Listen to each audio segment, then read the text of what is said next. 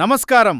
మా SB news 950 ఛానల్ని ఇప్పుడే సబ్స్క్రైబ్ చేసుకోండి. లేటెస్ట్ అప్డేట్స్ కోసం బెల్ ఐకాన్ని క్లిక్ చేయండి. మా జోలికి వస్తే వికెట్లు పడతాయి, లేకపోతే మరో సింధూర్ అవుతుంది. అసలు మీ జోలికి వస్తే వికెట్లు పడతాయంటే ఆదినారాయణ రెడ్డి గారిని భూపేష్ని అడుగుతున్నా.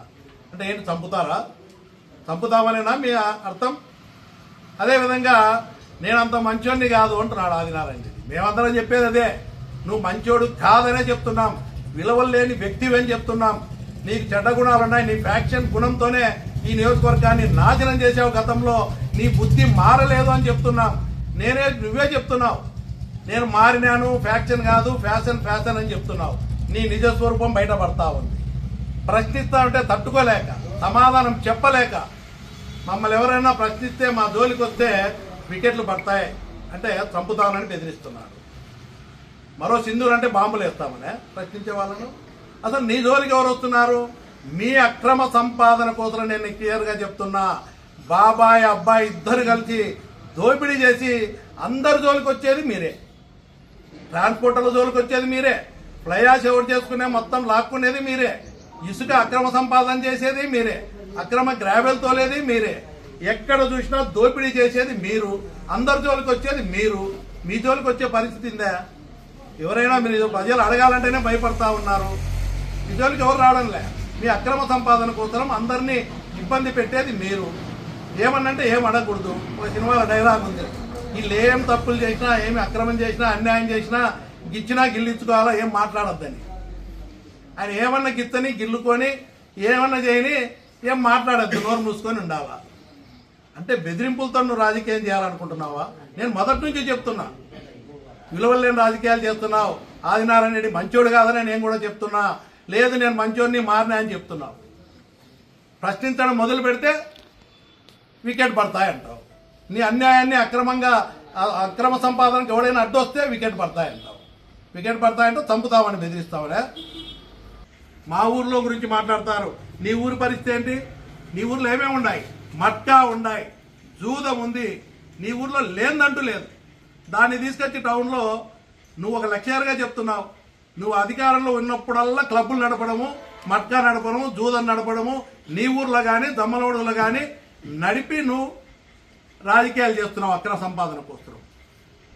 నేను ఎప్పుడొచ్చినా, నేను అధికారంలో ఉన్నప్పుడు కూడా ఈ దమ్మలవడుగులో ఐపీఎస్ ఆఫీసర్లు వేసిన శాంతి భద్రతల కోసం మీకు కూడా గుర్తుంటుంది.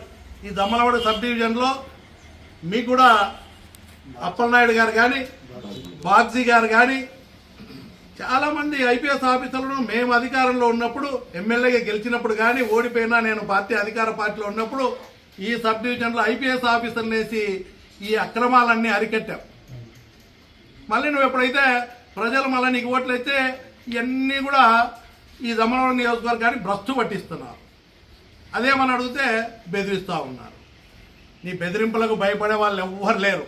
నేను కూటమి నాయకులకు మరీ చెప్తున్నా, ఆదినారాయణ రెడ్డి మాటలో, భూపేష్ మాటలో విని వికెట్లు పడతాయంటే మీరు ఆవేశపడి ఎక్కడన్నా జోలికి పోతే మీరు గుర్తుపెట్టుకోండి. పోయిన టర్మ్ జగన్ ముఖ్యమంత్రి అయితేనే ఆదినారాయణ రెడ్డి ఎక్కడున్నాడు? 4 ఏళ్ళు కనపల్లే. ఏమన్నాడు? నాకు సెక్యూరిటీ కావాలా, జగన్ చంపుతాడని. జగన్ ఆయన గురించి ఆలోచనే చేయలే. ఆయన ఎప్పుడు ప్రజల గురించి, నాకు బాధ్యత ముఖ్యమంత్రి అయిన తర్వాత ప్రజల గురించి ఆలోచన చేసినాడు తప్ప ఈయన భయపడి వెళ్ళిపోయినాడు. మళ్ళీ ఆదినారాయణ రెడ్డి అందుబాటులో కూడా ఉన్నాడు.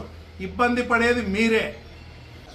ఈయన్ని అడిగితే వికెట్లు లేస్తాయని. ఎవరు భయపడేవాడు ఎవ్వరు లేరు చెప్తున్నాను. ఇక్కడ భయపడే వాళ్ళు ఎవ్వరు లేరు. నేను మా నాయకులు, కార్యకర్తలు ధైర్యంగా ఉండండి. నువ్వేదో వీఆర్ఓలను కిడ్నాప్ చేసి ఎలక్షన్ జరిపినా మళ్ళీ జరుపుకోవాలనుకుంటున్నారేమో. నేను ఇంకోటి కూడా గుర్తు చేస్తున్నా. ఇప్పుడు ఎవరైతే దీంట్లో కిడ్నాపులు చేశారో ఇదంతా కూడా చిట్టా నేను కలెక్టర్కు, ఎస్పీకి, ఆర్టీఓకి అందరికీ కంప్లైంట్ ఇచ్చిన. ఆదినారాయణ రెడ్డి ఎగదోలి దాడులు చేయించారు, హత్యలు చేయించినా ఎప్పుడు జైలుకు పోలే ఆదినారాయణ రెడ్డి. రేపు దగ్గరలో 70 ఏళ్ళు దగ్గరికి వచ్చినాయి. నువ్వు ఇదే కథ చేస్తుండు. రేపు ప్రభుత్వం వచ్చిన తర్వాత ఈ కేసులన్నీ ఎవరెవరు దీంట్లో పాల్గొన్నారో, కిడ్నాప్ కేసులలో, అదేవిధంగా దాడుల కేసులు ఎవరెవరు పాల్గొన్నారో అన్నిట్లలో కూడా నువ్వు లోపలికి పోయేదానికి రెడీగా చెప్తున్నాను.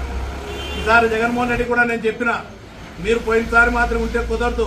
వీళ్ళ అన్యాయాలు, అక్రమాలు, దుర్మార్గంగా ఇవన్నీ ఏమేం కార్యక్రమాలు చేస్తున్నారో వాళ్ళ మాటలని ఆదినాని మాటలని ఎవరైనా చేసిన వాళ్ళు కూడా గుర్తుపెట్టుకోమని చెప్తున్నా. మీరు మాత్రం ఇబ్బంది పడేది మీరు, ఆదినాడు మాత్రం అడ్రస్ కూడా ఉండడు. కానీ ఈసారి పోయేదానికి కూడా ఉండదులే. ఈ కేసులు పెట్టి ఆడనే కూడా ఎన్ని దాడులు చేస్తారో అవన్నీ రికార్డ్ చేపిస్తున్నాం, తీసుకొచ్చి లోపలేయడం ఖాయం. దాంట్లో ఏమాత్రం కూడా అనుమానం లేదు. నువ్వు ఎన్ని దాడులు చేయి, కిడ్నాపులు చేయి, ఎన్నెన్నో చేయి అధికారాన్ని అడ్డం పెట్టుకొని, ఇవన్నీ కూడా రికార్డ్ చేసి ఎంక్వైరీ చేపించి మళ్ళీ దీంట్లో ఎక్కడెక్కడ నువ్వు దుర్మార్గాలు చేసావో, ఎక్కడెక్కడ వికెట్లు పడగొడతావో అది చూస్తాం. దాంట్లో నువ్వు మొదట నువ్వే అంటావు ముద్దాయిగా.